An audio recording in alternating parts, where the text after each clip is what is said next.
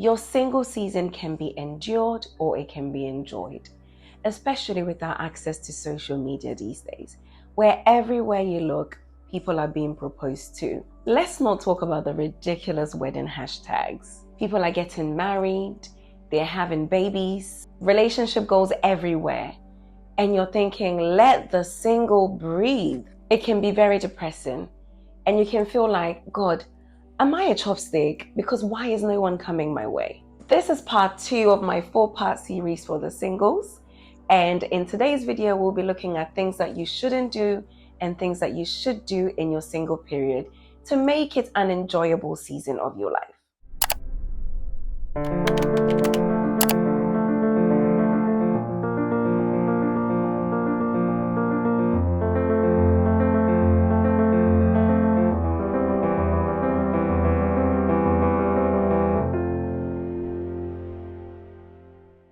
Hi, I'm Becca. Welcome to my channel.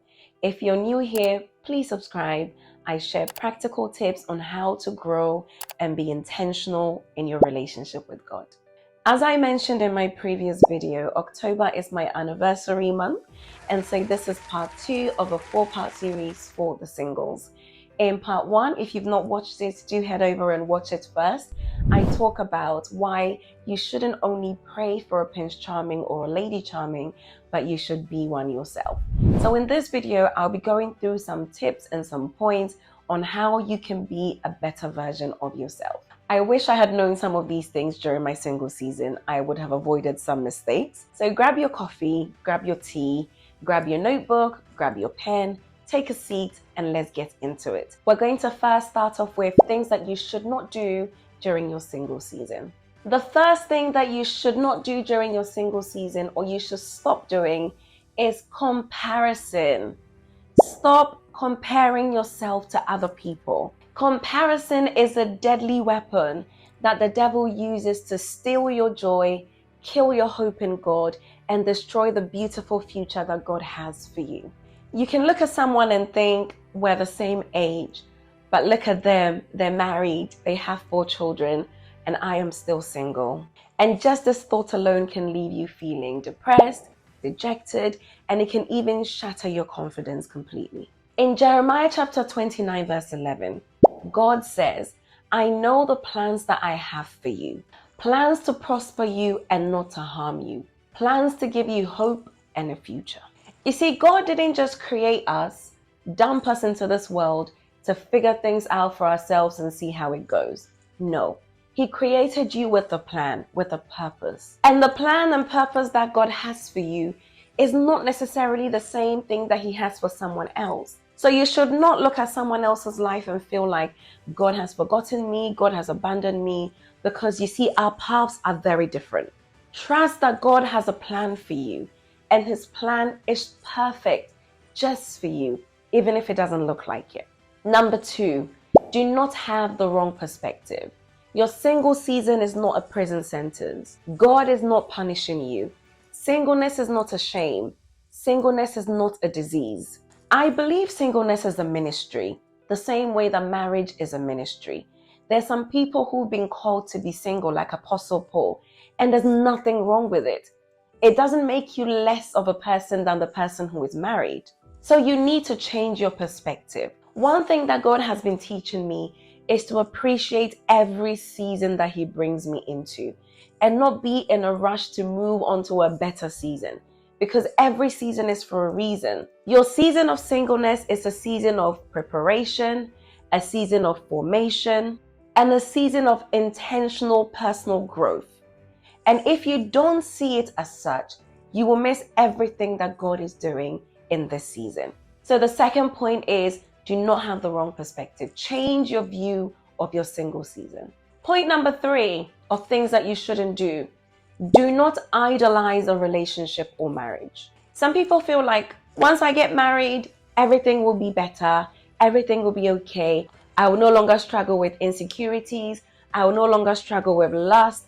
My pornography addiction will all disappear. And they back this with 1 Corinthians chapter 7, verse 9, that says that if you cannot control your sexual desires, then get married.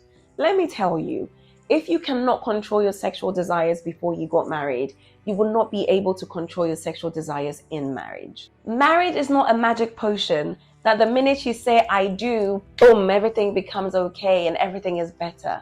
Actually, no, it's the opposite. You see, when we go back to the very beginning, in Genesis chapter 1 and chapter 2, everything was perfect, everything was great. In chapter 2, God puts Adam and Eve together. Chapter 3, verse 1, now the serpent. Marriages comes under a lot of attack. And so you need to deal with these things in your single season. So getting married will not take your loneliness away. Getting married will not take your insecurities away. It will not take your financial mismanagement away. It will not take your sexual desires away. Actually, if you don't deal with them, then it will be the little foxes that will ruin your marriage.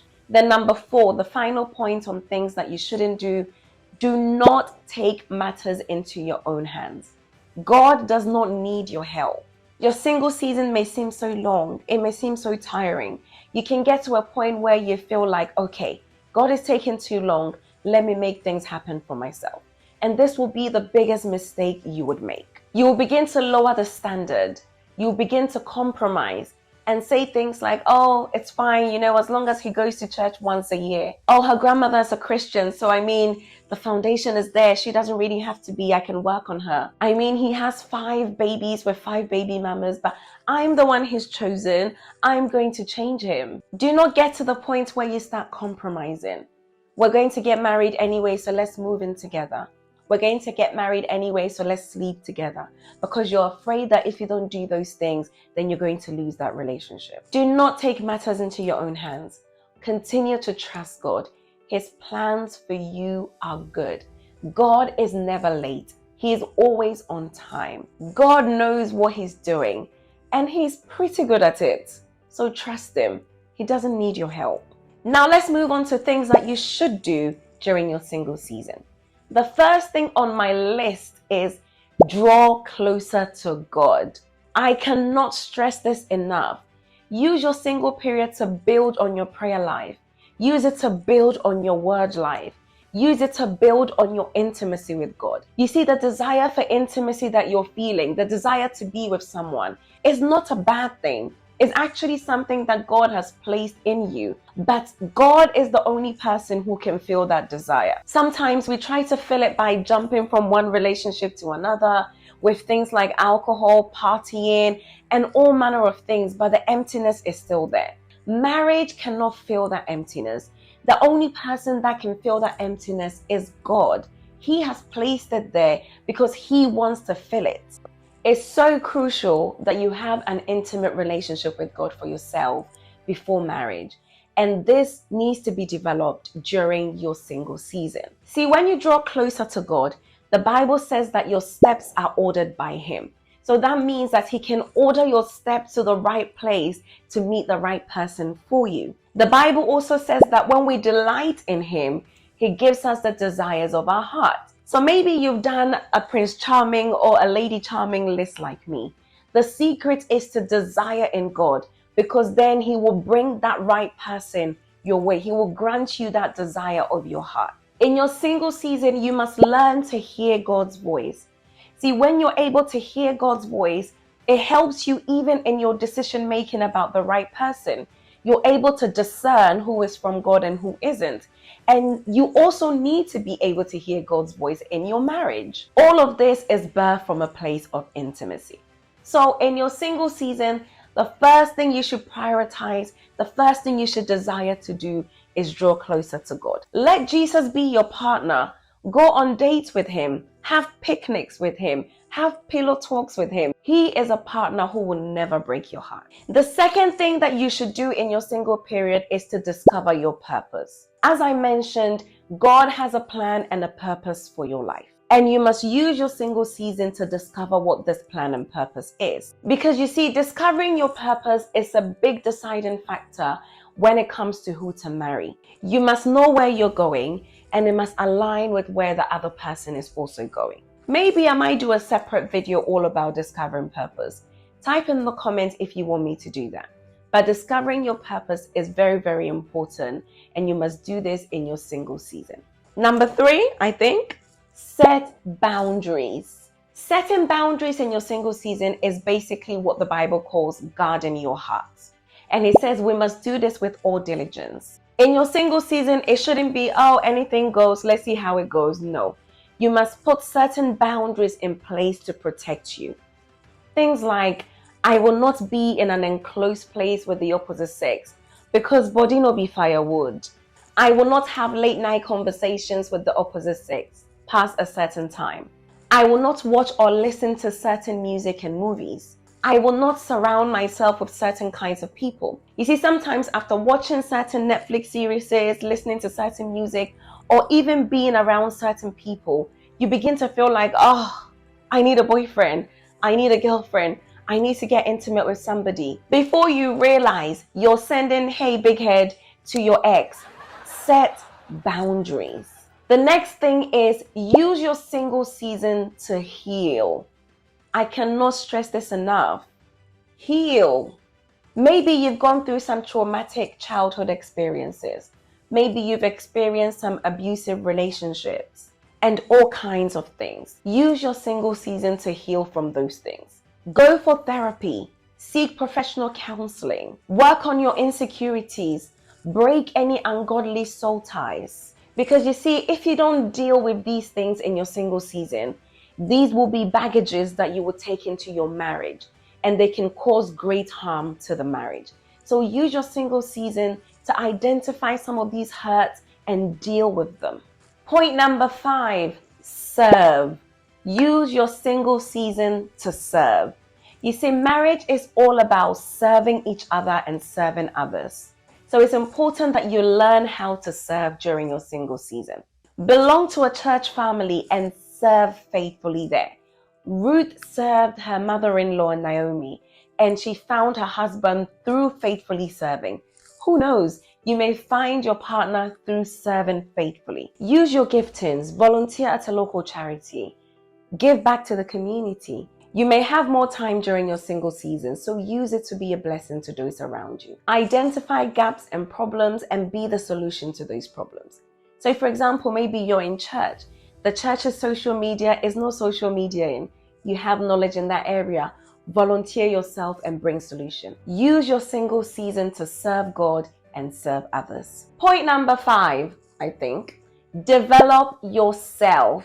One thing that I always say is that marriage exposes your weaknesses and your flaws. As a single person, if you cannot cook, nobody knows. You can decide to order pizza every night and sleep, and it doesn't bother anybody.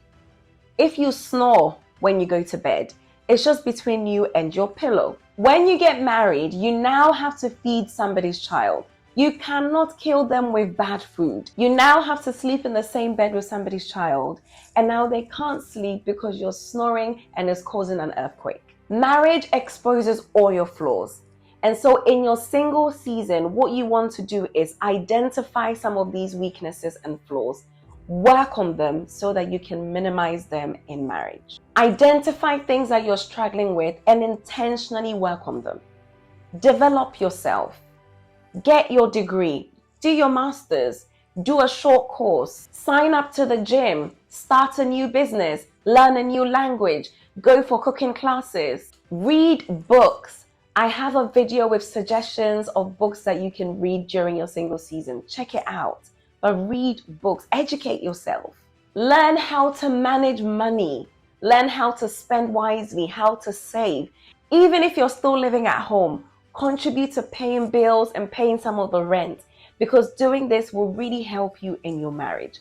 Use your single season to develop yourself. And finally, have fun. Have fun. Enjoy yourself. Travel. Enjoy your own company. If you don't enjoy your own company, why are you expecting someone to enjoy being with you? Take yourself on solo dates. Treat yourself. Get to know yourself. Love yourself. Build godly friendships. I strongly think that your partner, your husband or your wife should first be your friend. So the focus should be on building godly, strong friendships rather than trying to find romantic relationships. So here are a few points on things that you should do and things that you shouldn't do. And I believe that if you do these things by God's help, you will really enjoy your single period. Let me know which points resonated with you the most. In part 3, I will look at things to consider when choosing a Christian partner. How to choose a partner as a Christian. So you don't want to miss that. If you've not subscribed, please do subscribe so that you don't miss out. Thank you so much, and I'll see you in my next video. God bless you.